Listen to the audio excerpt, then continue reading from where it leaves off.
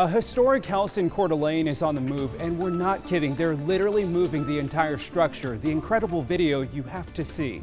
Ski and snowboarding season not far away, and not a lot of snow up in the higher elevations right now. Will we see any snow anytime soon? I'll have the forecast. A big game for Washington State if they want any shot at securing a bowl game this season. Did they do it? Karthik Venkatraman breaks down what's next for the Cougs.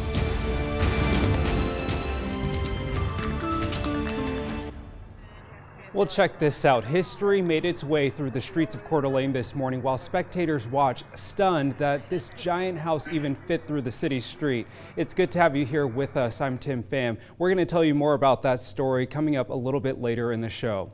But first, a heads up for drivers. The National Weather Service is warning people driving through Stevens or Sherman Pass to watch out for slick spots. They posted photos of the passes after they both received a dusting of light snow last night.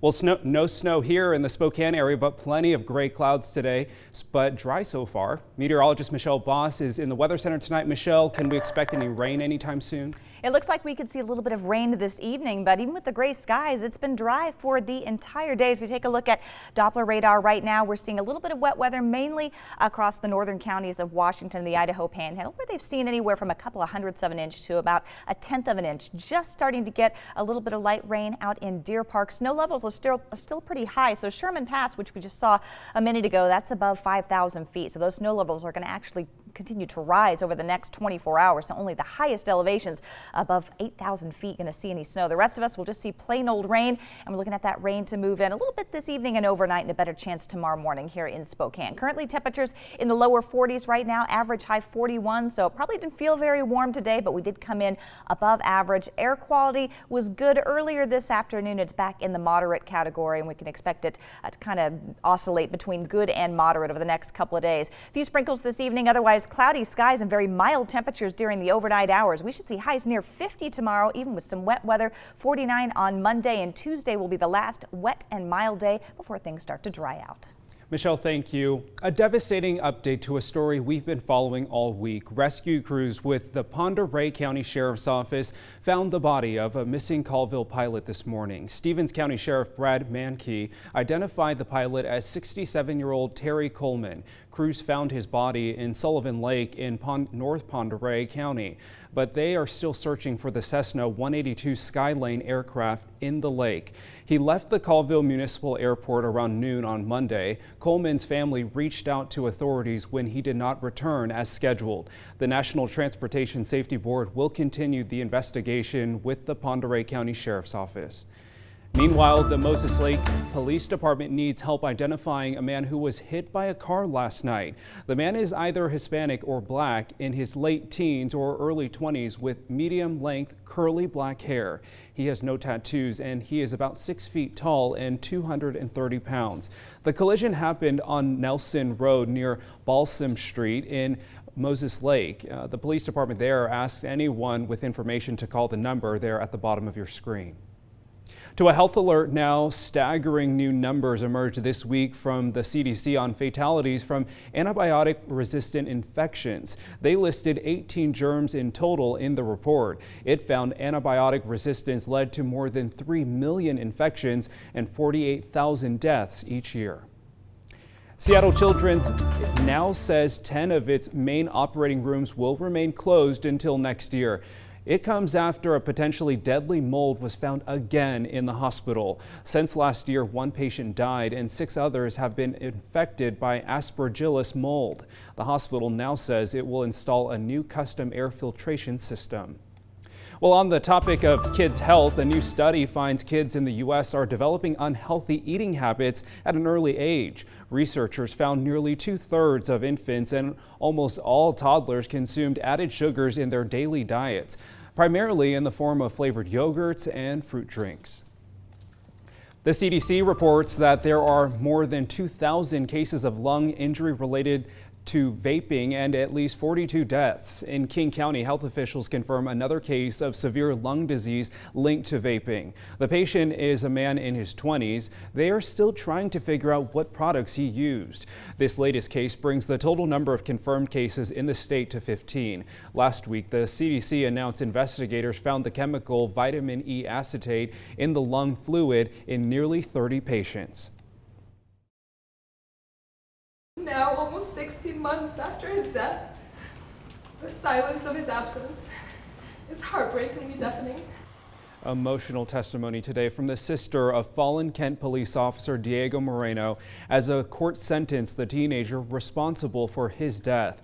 On July 22nd of 2018, a then 16-year-old boy led officers on a chase reaching speeds of up to 95 miles per hour. Officer Moreno was laying out spike strips when a fellow officer accidentally hit him and killed him.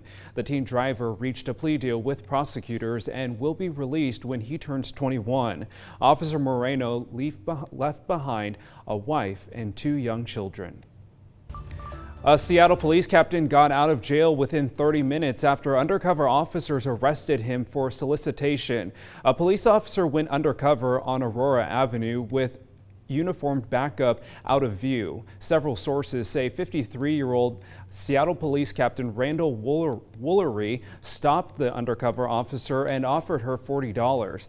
The other officers on scene arrested him on the spot. Woolery works in the Seattle Police Department's Professional Standards Bureau and serves as fire commissioner in Snohomish County. The department placed him on administrative leave.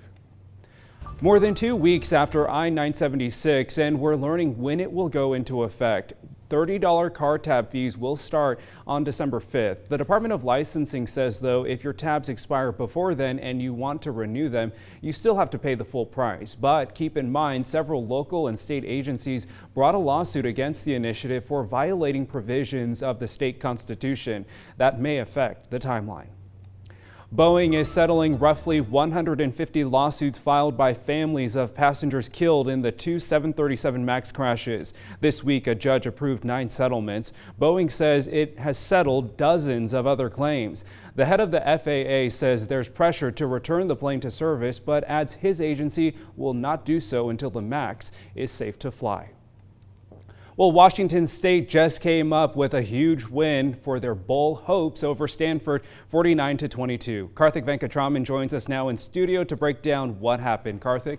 A big game for Washington State today as they needed 2 wins in this one. Final 3 games coming up to secure a bowl game bid. Well, they got one today against Stanford, and they got off to a fast start, but then Stanford came back in this game. Let's start off with the fast start. Washington State's offense was just rolling early. It was very easy wherever they chose to go. Stanford was getting to little to no pressure on Anthony Gordon in the pocket, and he was delivering. Check out this play where he did get pressured, but he just rolls off a sack and finds Arconado for some Houdini-type stuff. By halftime, Gordon had 317 passing yards and 3 touchdowns, if that paints a better picture of how well he was rolling on offense. The Cougs were also getting every 3rd down they wanted. Stanford basically had no answer for Washington State's offense early on. Cougs got up 19-0. Then things started to turn, though. Less than a minute after Washington State got up 19-0, Stanford scored on a 28-yard touchdown pass. The next Washington State drive, Anthony Gordon threw an interception right at the goal line. Then on a 3rd and 9 with Stanford at their own 2, they complete this 43-yard pass. This drive ended up in a touchdown for Stanford to make it 19-14. The pass defense for Washington State will continue to be a huge issue in this one. Wazoo's defense gave up so many chunk plays over 20 yards through the passing game. Stanford totaled up nearly 500 passing yards in this game, and they were the 2nd worst passing team in the Pac-12 coming into this one. The score was 25-22 at one point in the 3rd quarter after a Stanford touchdown, but right after that, the tides turned right back in Washington State's favor. On the ensuing kickoff, Travell Harris takes the kickoff all the way inside the 5-yard line. Next play, Brandon Arconado would score a touchdown. Stanford got the ball back, but Jahad Woods comes up with a big sack on 3rd down, which gave Wazoo the ball back. Borgie had a nice run along the way on that drive and they ended up kicking a field goal to make it 35-22. And then Skylar Thomas on Stanford's next drive, interception.